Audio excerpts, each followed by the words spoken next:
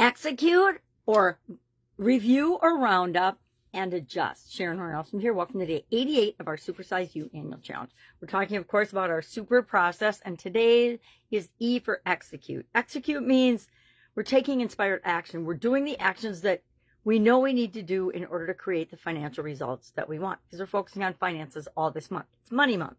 So we're looking at, and we're going to measure with intention. We're going to measure what matters, because a long time ago I discovered what we measure are the things we pay attention to. If we're measuring it, we're paying attention to it. If we're measuring it at least once a day, if we're writing it down once a day, that is reinforcing it as a result that we expect daily. And we want to expect financial increase in our lives daily. So we measure what matters. Secondly, we review once a month, and I usually do this.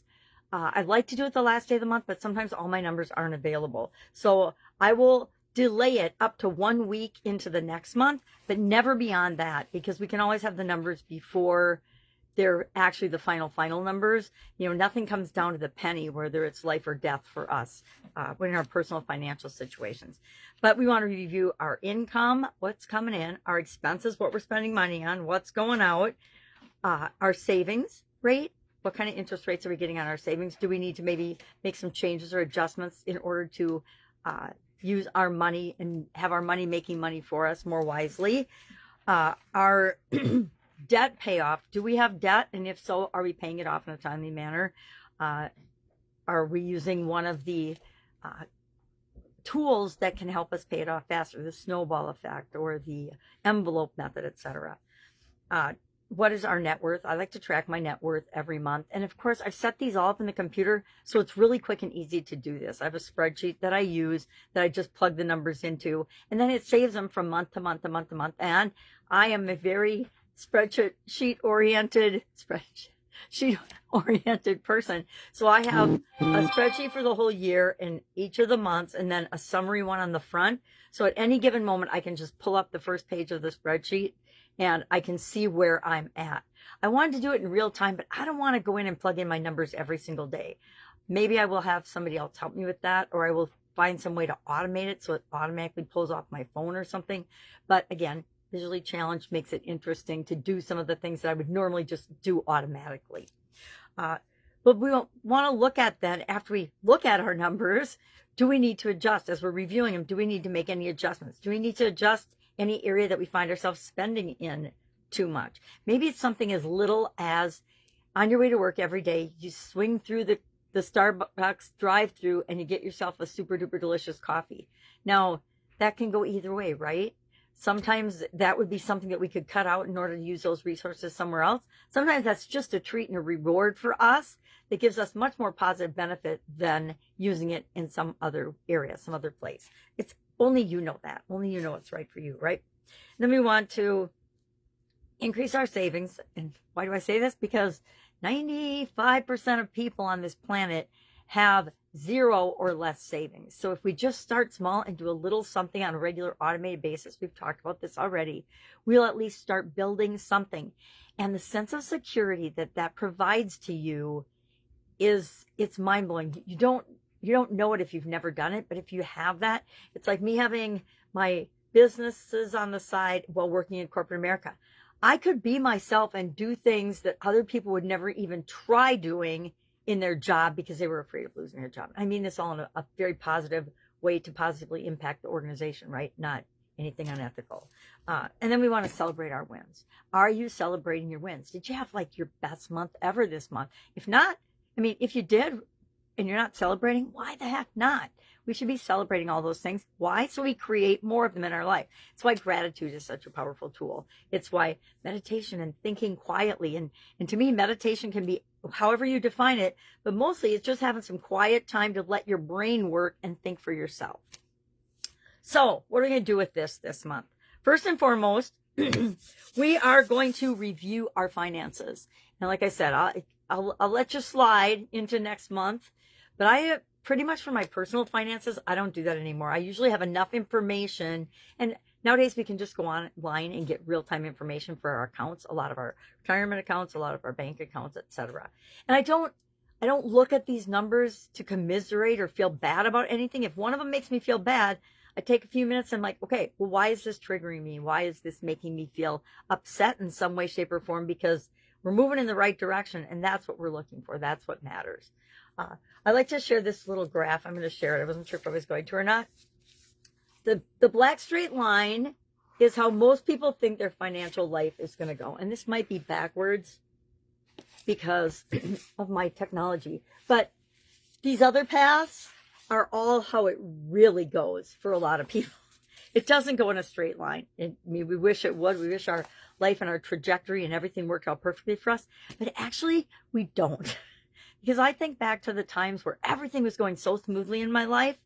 And at a pretty quick point, I got bored and I'd be looking for the next challenge, the next thing to do, the next business to grow, the next relationship, the next organization to get involved with, etc.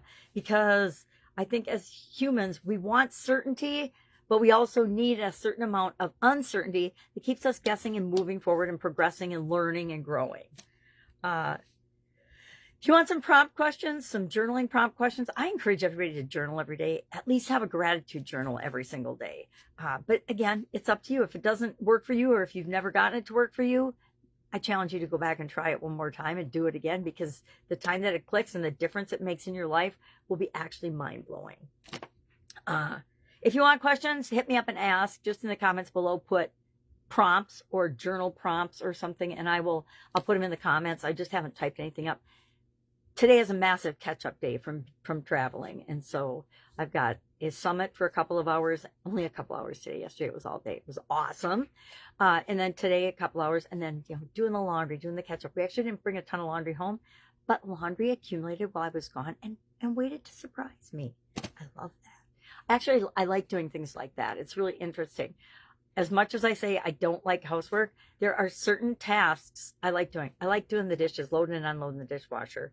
Not because I can see to get them clean, as my family often reminds me, but because I feel like it's moving something forward. It's a habitual thing. And I can actually shut my monkey mind off while I'm doing that and think about the things that are important. And it's the same is true of laundry. It's like why I like doing laundry, is because my mind can be doing something that's not related to the task at hand, because I've done so much of it that it's automatic. All right, if I can help you anyway, hit me up. Oh, we didn't talk about execute. Super, super, super. Where is my super graphic? My super graphic is gone. It's not in my notebook. Oh, I know why. It's above my head.